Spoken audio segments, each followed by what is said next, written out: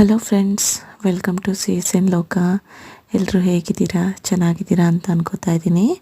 ಇವತ್ತು ನಾನು ಎಗ್ ಮಸಾಲ ಮಾಡೋಣ ಅಂತ ನಿಮ್ಮ ಜೊತೆ ಹಾಗೆ ಶೇರ್ ಮಾಡ್ಕೋತೀನಿ.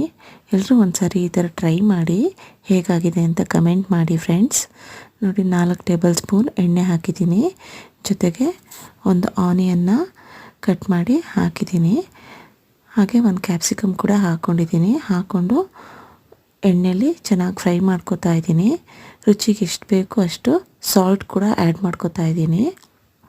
ಹಾಕ್ಕೊಂಡು ಇದು ಸ್ವಲ್ಪ ಕಂದು ಬಣ್ಣಕ್ಕೆ ಬರೋ ಥರ ಫ್ರೈ ಮಾಡ್ಕೊಳ್ಳಿ. ಹಾಗೆ ಒಂದು 1/4 ಟೀ ಸ್ಪೂನ್ ಅರಿಶಿನ ಪುಡಿ ಹಾಕ್ಕೊಂಡಿದ್ದೀನಿ. ಹಾಕ್ಕೊಂಡು ಆನಿಯನ್ನು ಮತ್ತು ಕ್ಯಾಪ್ಸಿಕಮ್ ಎರಡೂ ಒಂದು ಸ್ವಲ್ಪ ಕಲರ್ ಚೇಂಜ್ ಆಗೋ ಥರ ಹುರ್ಕೊಂಡು 2 ಟೊಮೆಟೊನ ಪ್ಯೂರಿ ಮಾಡಿಟ್ಕೊಂಡಿದ್ದೆ ನಾನಿಲ್ಲಿ. ಆ ಪ್ಯೂರಿನ ಆ್ಯಡ್ ಮಾಡ್ತಾಯಿದ್ದೀನಿ, ಮಿಕ್ಸಿಗೆ ಹಾಕಿ ರುಬ್ಬಿಟ್ಕೊಂಡಿರೋದು.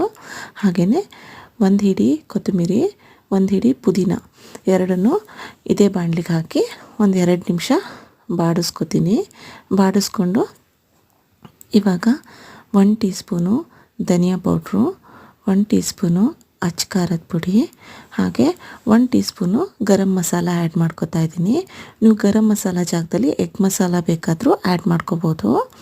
ನಾನು ಇಲ್ಲಿ ಹಾಕ್ಕೊಂಡು ಮಿಕ್ಸ್ ಮಾಡ್ಕೊತಾ ಇದ್ದೀನಿ. ಹಾಗೆ ಮಿಕ್ಸ್ ಮಾಡಿಕೊಂಡು ನಿಮಗೆ ಗ್ರೇವಿ ಎಷ್ಟು ಬೇಕು ಅಷ್ಟು ನೋಡ್ಕೊಳ್ಳಿ. ನಾನಿಲ್ಲಿ 1 ಟೀ ಗ್ಲಾಸ್ ಹಾಕಿದ್ದೀನಿ. ನೀವು 2 ಟೀ ಗ್ಲಾಸ್ ಬೇಕಿದ್ರೆ ಹಾಕೋಬೋದು.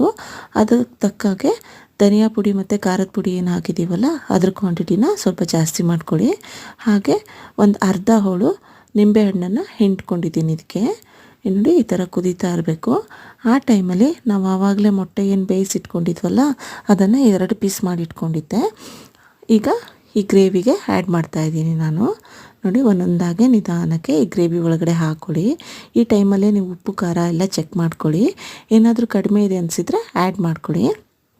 ಹಾಗೆ ಎಗ್ ಹಾಕಿಬಿಟ್ಟು ಮುಚ್ಚಿಟ್ರೆ ಆಯಿತು. ಒಂದು 2-3 ನಿಮಿಷ ಆದಮೇಲೆ ತೆಗೆದು ಒಂದು ಸಾರಿ ಅದನ್ನೆಲ್ಲ ಮಗ್ಚಾಕಿ ಅಂದರೆ ಒಂದು ಸಾರಿ ಕೈ ಆಡಿಬಿಡಿ, ತಳ ಹಿಡಿಯೋ ಚಾನ್ಸಸ್ ಇರುತ್ತೆ. ಅದಕ್ಕೋಸ್ಕರ ಹಾಕಿ ಮತ್ತು ಇನ್ನೊಂದು ಸಾರಿ ಲಿಡ್ ಕ್ಲೋಸ್ ಮಾಡಿ ಒಂದು 5 ನಿಮಿಷ ಮೀಡಿಯಮ್ ಉರಿಲಿ ಇದನ್ನಿಟ್ಟರೆ ರುಚಿಯಾದ ಎಗ್ ಮಸಾಲ ರೆಡಿ ಆಗುತ್ತೆ.